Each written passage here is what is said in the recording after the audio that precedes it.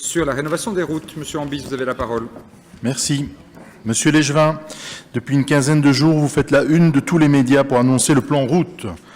Je me réjouis que la ville décide de rénover plus de 80 rues et je suis encore plus heureux de voir que sur ces 80 rues, seules 2 sont dans l'intra-ring, ce qui prouve, s'il fallait encore le faire, que la ville investit également en dehors de son centre-ville. Tout cela est bien beau et ceux qui me connaissent se demandent ce qu'il m'arrive de cirer ainsi les pompes de Legevin des voiries. Je vais donc rassurer tout le monde et arriver enfin à la partie la plus intéressante de cette question d'actualité qui est qui a décidé des rues qu'il fallait rénover en urgence.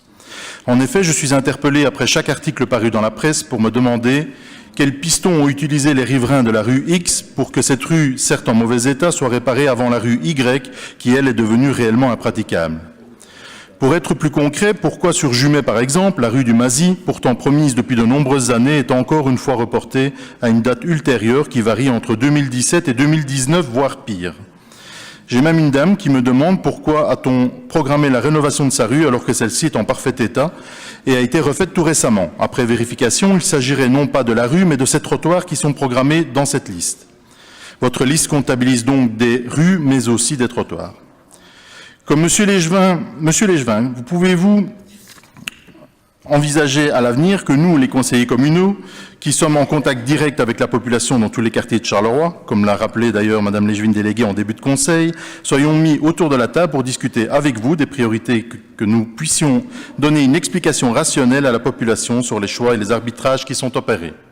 Je regrette que ce point n'ait pas fait l'objet d'une commission, mais en attendant, pouvez-vous m'expliquer comment vous avez choisi cette liste et les priorités qui ont été et quels sont les critères qui ont été attribués? Je vous remercie d'avance pour votre réponse. Merci, Monsieur Goffard. Monsieur le conseiller, je dois bien vous avouer qu'il y a 2 éléments qui me dérangent dans votre question. D'abord, les termes que vous utilisez. Il est question dans votre intervention de cirer les pompes de Legevin, de bénéficier d'un piston, d'un passe-droit pour bénéficier d'un avantage, en l'occurrence le fait de voir sa rue rénovée. C'est une vision très politicienne de la politique, très ancienne gouvernance, si je puis dire. C'est un mode de fonctionnement qui a eu lieu dans cette ville pendant très nombreuses années et dont les Carolos ont payé le prix fort. C'est apparemment votre clé de lecture de l'action publique. Permettez-moi de vous dire que ce n'est pas comme ça que je conçois la mise en œuvre de nos politiques publiques.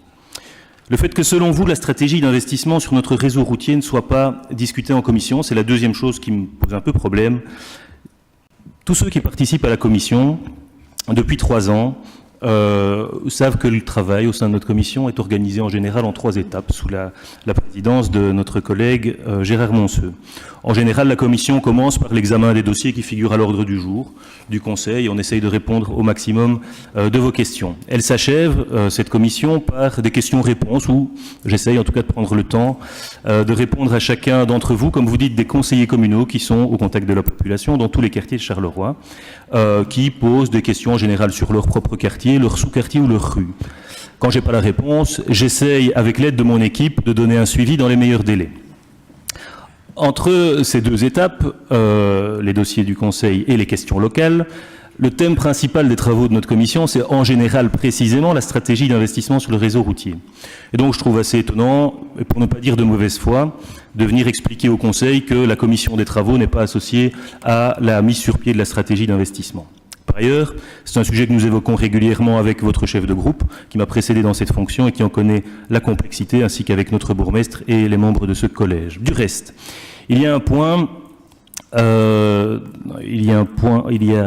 relatif aux différents chantiers à chaque collège communal ou presque, simplement pour que nous, échevins, puissions accorder nos violons sur les chantiers et sur la manière de les voir se réaliser au mieux, parce que ça implique évidemment des contacts avec les commerçants, ce qui intéresse les échevins du commerce, avec les écoles, et ainsi de suite.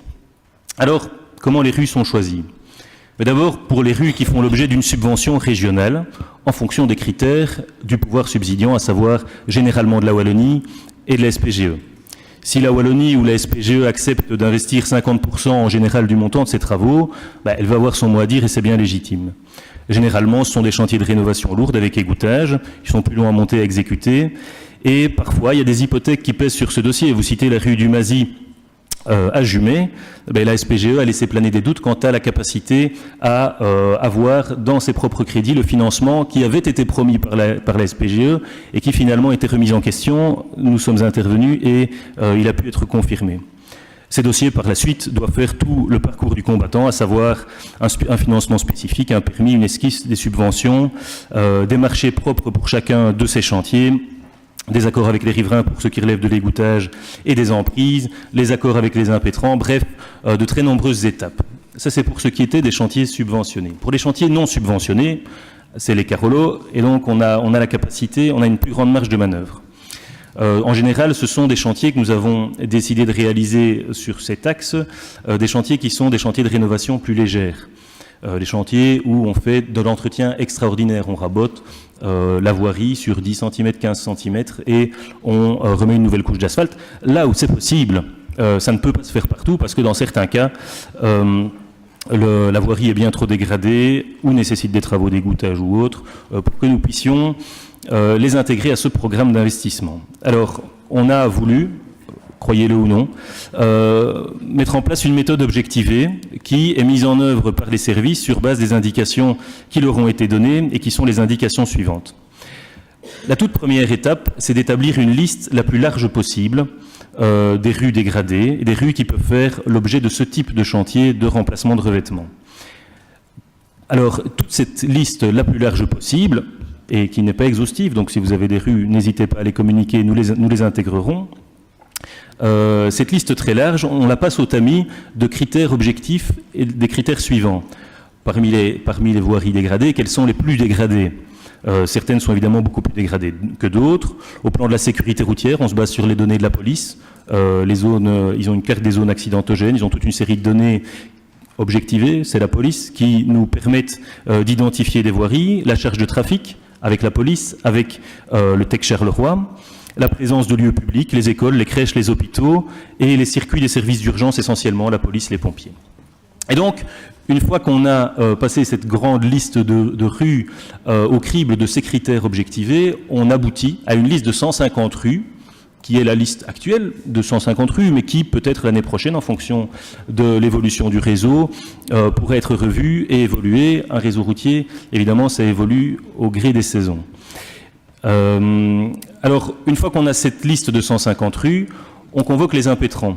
On a convoqué tous les impétrants, qu'il s'agisse d'Ores, d'Elia, Fluxis, Proximus, donc c'est un gros travail, la SWDE, etc., pour leur soumettre cette liste de 150 rues et voir si par ailleurs, eux sont en capacité de suivre avec leurs investissements. Je ne vous cache pas que certains impétrants nous ont dit « Aïe, aïe, aïe, on ne s'attendait pas à ce que vous investiriez autant à la ville de Charleroi ».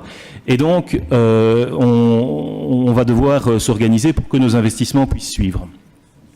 Et donc, ça nous permet, sur cette base, de phaser les chantiers au sein de ces 150 rues qui mériteraient d'être réalisées. Je suis un peu long, monsieur le bourgmestre, mais le sujet le mérite. J'ai presque fini. Ça nous permet évidemment de prioriser les chantiers qui sont faits cette année parce que les impétrants ne doivent pas passer, et puis ceux qui seront faits dans les années qui suivent. Pour vous répondre sur les trottoirs, et j'en terminerai par là, monsieur le bourgmestre, la rue que vous visez, c'est la rue Grimard, où effectivement, c'est un dossier qui avait été initialement, dont le cahier des charges avait été monté par mon prédécesseur. J'en parlais encore avec le conseiller Jadot, l'avance-conseil. Des travaux ont été faits en voirie, mais les trottoirs ont été complètement dégradés, donc c'est absolument indispensable de pouvoir les refaire. Mais donc c'est sur les 80 rues, la seule rue pour laquelle les trottoirs sont concernés. Les autres, ce sont bien des chantiers en voirie. Merci, monsieur Goffard. Monsieur Ambise, pour une réplique. Si vous débordez un peu, je ne vous en voudrais pas, étant donné que la réponse a été complète, mais donc un petit peu longue. Non, je vais faire très court, en fait. Simplement, pour stopper la polémique, en fait, je n'ai fait que reprendre des interpellations qui m'ont été témoignées par des gens qui étaient inquiets, et donc je n'ai fait que répéter ça. Et pour l'exemple que je prenais de la rue du Mazy, je n'ai pas la réponse. C'est une voirie qui a été promise à de nombreuses reprises, même avant cette législature. Elle est reportée sans arrêt. Cette rue, elle était impraticable. Il y a des trous, il y a des barrières nadar en plein milieu de la rue pour empêcher les gens de passer. Les gens roulent à gauche.